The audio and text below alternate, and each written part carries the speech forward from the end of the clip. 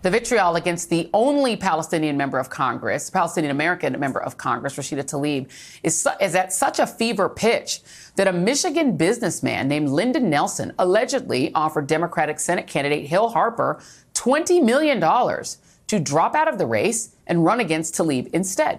That is according to Harper. Nelson has a history of involvement with the American Israel Public Affairs Committee, AIPAC, a group directly targeting Tlaib.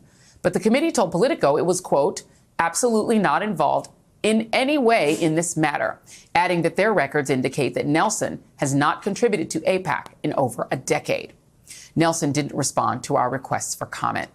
Harper, an author and actor, said, quote, I'm running to be a voice for the people. I will not be bought or bossed or bullied. I'm not going to run against the only Palestinian American in Congress just because some special interests don't like her.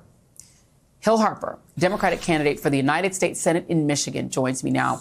Hill Harper, thank you so much for being here. I want to start just by asking you, walk us through how this offer occurred. Okay. Hey, Joy, I was driving to Pontiac for a grassroots fundraiser that definitely wasn't going to raise $20 million.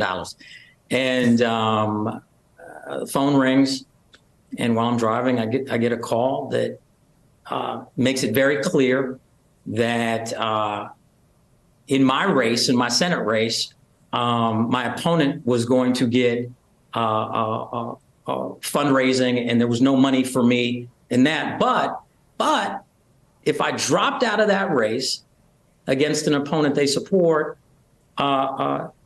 he said there would be $10 million in soft money, independent expenditure money. And then there would be an effort to raise the same on the hard side for if I was to run against Congresswoman Tlaib. And I was taken aback. I was shocked by that. I said, I said no, but this isn't about this just one call and one wealthy donor. It's about the system that allows for that type of influence. And that's what really, I think, angers me. And that's why folks were, you pull back the veil. It's almost like out of a movie, right? You get a call and people don't know that that's happening. And then you have to wonder how many candidates are bought and how many people are out of office because they've been targeted and money's used as the weapon. There is some reporting from MLive, which is a Michigan local paper, that another candidate and prominent Arab American community leader named Nasser Beydoun says that he has also been approached. He was approached by a former Michigan Democratic Party chair named Lon Johnson with an identical offer in a November 10 meeting. The money would have come via the American Israel Public Affairs Committee. Johnson denied Beydoun's claims, saying to Politico, that's just crazy. I didn't offer him $20 million or any other amount of money to run against Rashida. That's insane.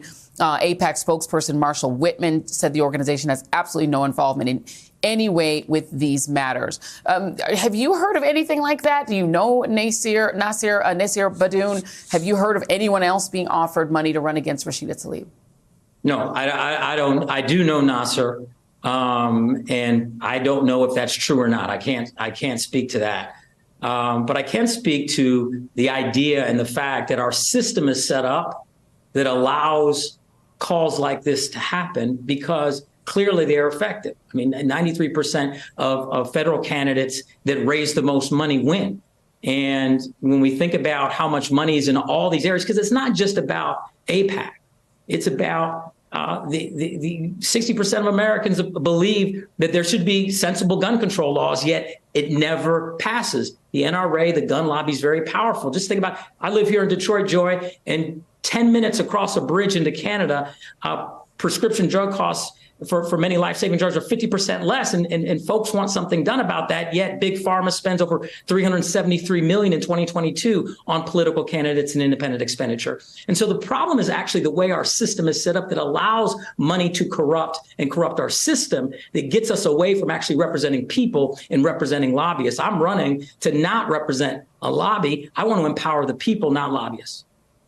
What would you do as a United States Senator? Because you make a very good point that President Obama made and angered a certain Supreme Court justice named Samuel Alito in saying it, that the Supreme Court greenlit the idea of unlimited money in politics. What could be done, in your view, in the United States Senate to change that?